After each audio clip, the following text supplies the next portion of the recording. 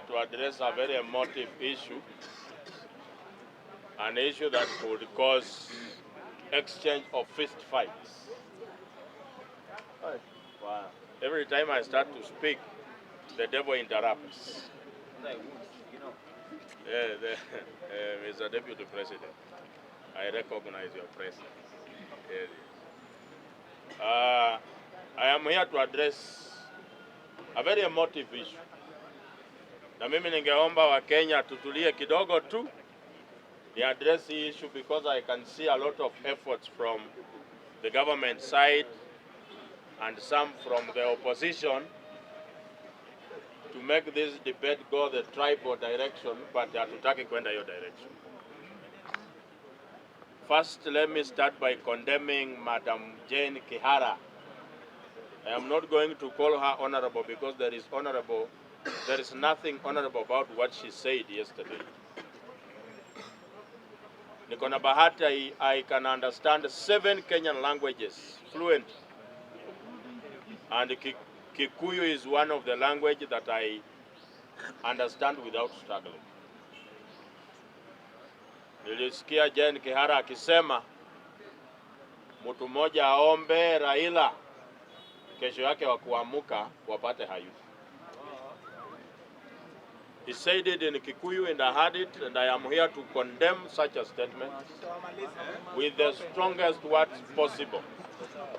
Because today, I do not agree with the Raila Odinga supporting William Ruto, but I cannot wish death upon him. He's a parent,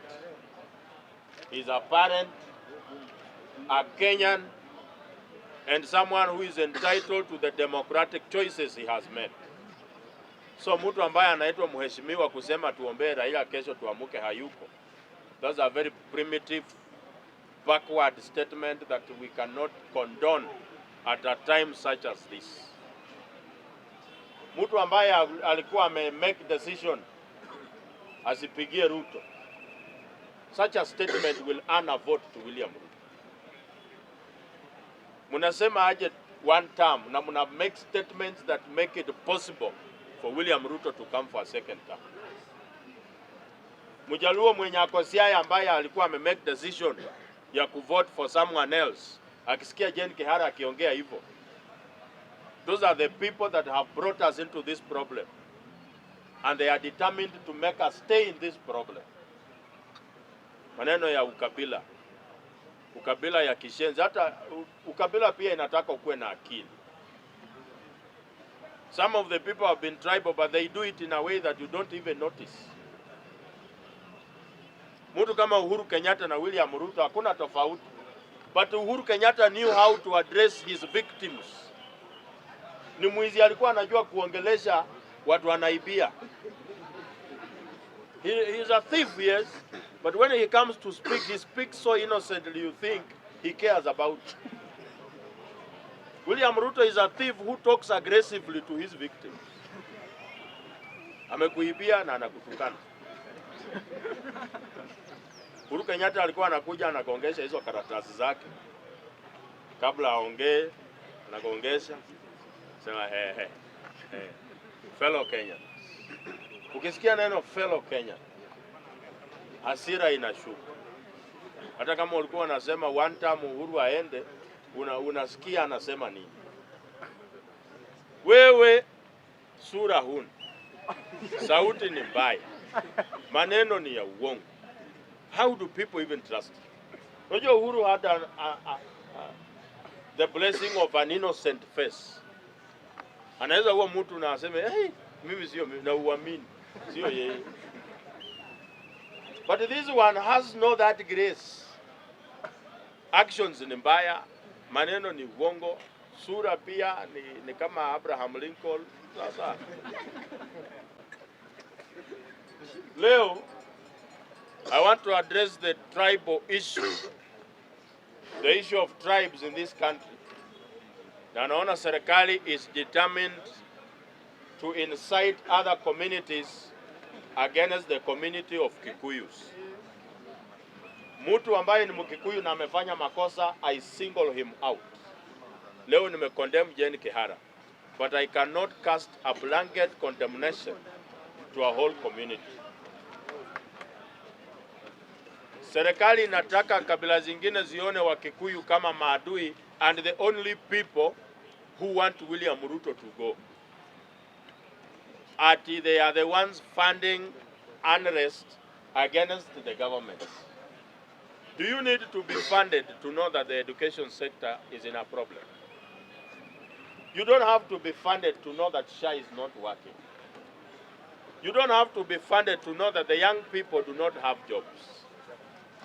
You don't have to be funded to know that people are being abducted. These are things that are open here and everyone can see them. Wengine nimekuwa nikitembea kwa hizi plenary meetings before tukuja kwa hizi chambers. Mtu mkubwa kabisa alienda shule na akinyamaza unaweza dhani ni mtu mwerevu.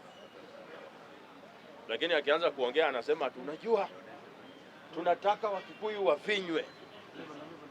Unashangaa huyu jamaa shida yake ni gani? Tunajua Wakikuyu wamekuwa mbele so tunataka wafinywe. Ndugu yangu, let me tell you.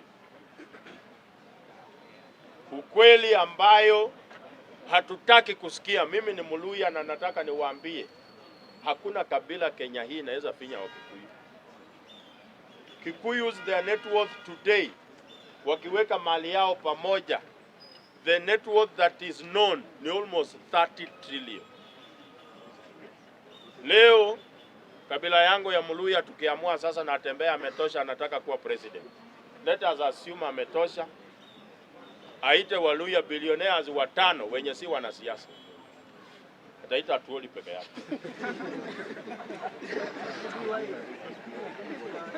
Sasa Kristo kemo bwana. Mimi ninawaambia ukweli, watu wananiambia that I'm speaking against my tribe. Bwana, the wisdom is what I was born with. So nyamaza kabisa. Let me tell you why. You cannot slow down a horse so that donkeys can catch up. The reason why I have made that statement, mimi ni Mluya, wewe ni Mjaluo, sijui inakuuma kwa nini. Mimi ndo Mluya. The reason why nimesema hivi, when your area is not developed, you do not blame a person from another tribe. You blame leaders from your own community. Tumekuwa tukisema Wakikuyu wamekuwa mbele, which ni ukweli. Wamekuwa na advantage over some communities. But we have had 10 years of devolution. We have taken billions to a county like Busia. Billions for 10 years of devolution. Enda uangalia stadium ya Busia County. County stadium. Kukinyesha for 15 minutes huwezi ingia kwa hiyo stadium. Matope hadi kwa gate. Despite the fact that we have had billions for 10 years for devolution, what have we been doing for ourselves? If you have done nothing for your own people, do not blame other people when they do things for their people. Nilikuwa nimesema hapa sisi kama Waluya bado niko na shida na viongozi wa kabila yetu. Wakisii ambao wanatoshana kama Wabukusu peke yao. Watu wachache. Leo Wakisii wamechagua hadi MCA Minnesota. Waluya mahali tumeenda mbali ni Kangemi na Kawangware.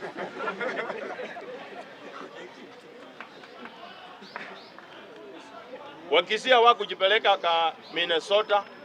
There was a leader from their community who went to Minnesota and identified community opportunities that can benefit his people.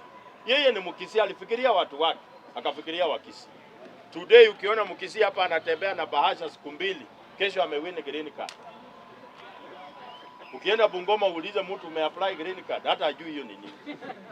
Anakuuliza green card ni ya kwenda wapi? Because we have not even enlightened our people to take advantage of the opportunities that can benefit them. How do we blame other communities? My constituency is Kandui.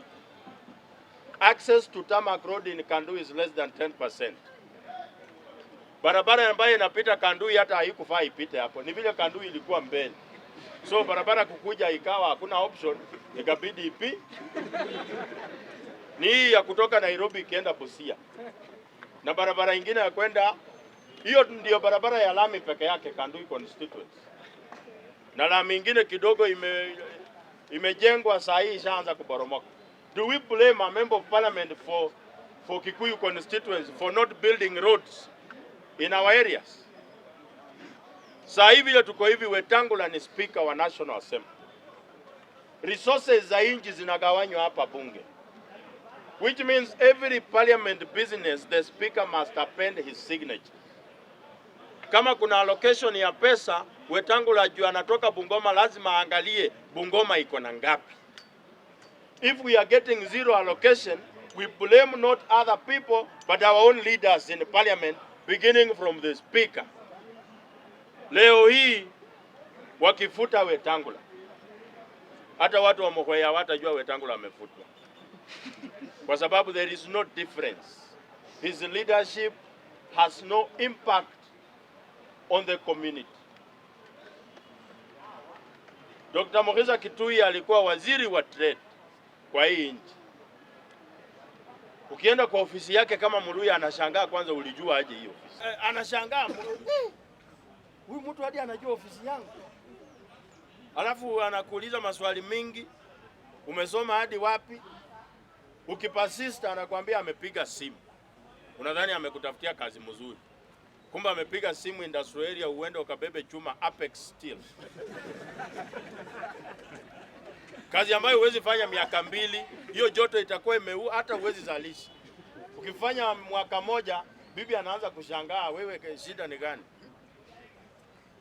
Our people, Mkikuyu akiona Mkikuyu mwenzake amekuja kutafuta kazi, kwanza ana confirm kama kuna kazi. Kama kazi inapatikana ya diploma, kama wewe ni mtu wa form 4 kwanza unapewa. Juu wako na university anakuambia wewe enda ufanye diploma hapa Mount Kenya University. Anapigia vice chancellor na Mkikuyu mwenzake. Yorari hata ya dirago. Wanaongea, wanaenda hapo. Kama wewe kichwa ni mgumu kabisa huwezi soma, wanakuprintia yako.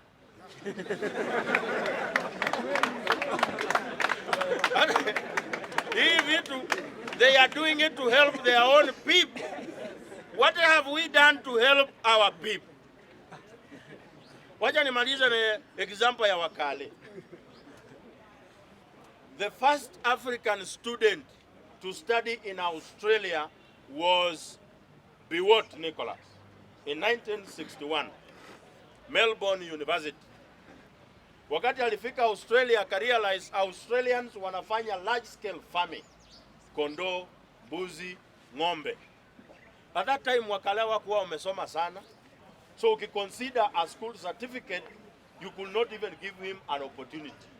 Lakini akanegotiate akasema Wakale wanapenda kazi ya kuchunga ng'ombe. Akanegotiate for cheap labor. He ferried his Kalenjin people to Australia. Leo Wakale wako Australia wanakuanga na annual Kalenjin festival in Australia. They are large enough to even elect a member of parliament. They have transformed their villages using salaries they are getting from manual job from Australia. Saa hii ndio maana unasikia kuna conmen wanaweza enda Rift Valley akoni 1 billion leo, baada ya siku 2 tena koni mwingine aenda akoni tena 1 billion.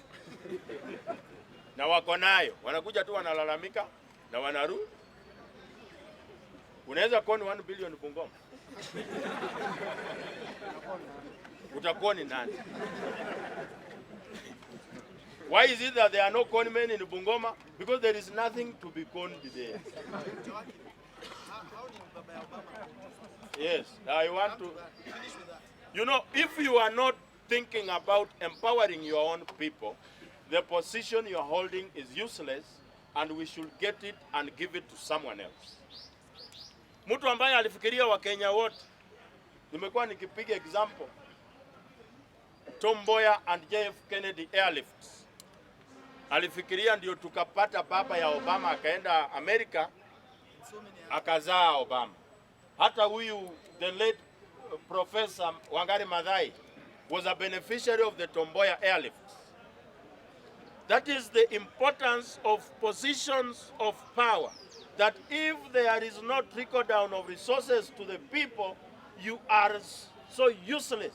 Ni kama yule mzazi alifunza mtoto wake, akakuja Nairobi, akapata kazi kwa bank, lakini kazi yake tu ni kwenda Sabina Joy, anatembea tu huko Nairobi, mpaka mzazi wake anapasulia watu kuni ndo akule.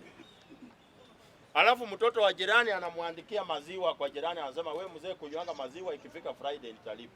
Huyo mzazi, mtu wa maana ni huyu mtoto wa jirani ama huyu wake?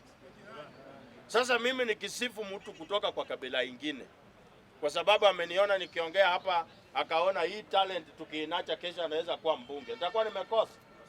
What has stopped people from my own community to do the same? We must be thinking about our people.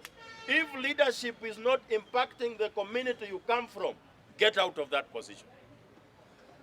And as we vote next time, vote for someone who can help you and your community, leaders from your own communities. Tribalism sio mbaya, but bora isikuwe negative. If a Luya has empowered his own Luyas, that's a good person.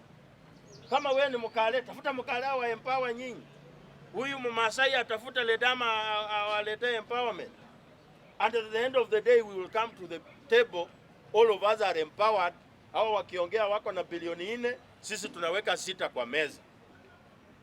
But we cannot continue with saying these communities are ahead of us, we should stop them so that we can close in. Tumekuwa na 20 years of CDF. Why are we still having a problem of road connectivity in Rongo? Why are we still having a problem? Hata ukienda kutafuta M-Pesa change ya 1,000 in Kimilili constituency utakuwa na ngumu.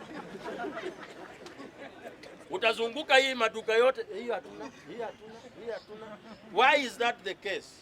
Because the people have not been empowered. And when people are not empowered, who is the problem? Everything rises and falls on leadership. Therefore, I am asking the Kenyan people not to be negatively ethnic, but very positive. Nikimaliza, mimi bado ninasema, Harambee!